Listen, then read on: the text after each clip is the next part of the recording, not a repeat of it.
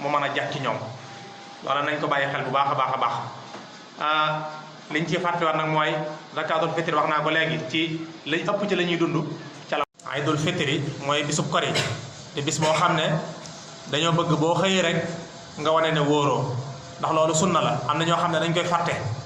dañoo tàmm koor gi ba bu ñu xëyee sax dañuy wéy rek duñ lekk duñ naan ba digg ba cëg loola du sunna si mooy boo xëyee nga mus dara wane na tey jii kat du bisub koor ndax dañuy aaya ku ci woor loolu mat naa bàyyi xel buñ ne suba la bis bi it nag mooy ci guddi gi guddi ñaan la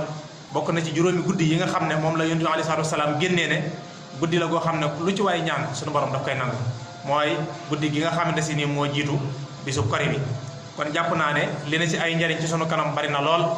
ñaan borom bi subhanahu wa taala ma nangul leen jéggal nu suñuy bakkaar jéggal leen seeni bakkaar defal ñu fajog aajo àdduna ak àllaaxira li ñuy yaakaar ci sunu borom lépp yàlla bu dara tas yàlla bu yaakaar yi tas yàlla nangul ñu suñuy bakkaar te bañ ñoo jàppee suñuy bakkaar yu bari yi nangul ñu mbooleem suñuy jaamu yàlla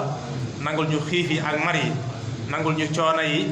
nangul ñu mbooleem loo xam ne si ni ñu ngi koy jaamu ci weeru tedd wi ñu nekk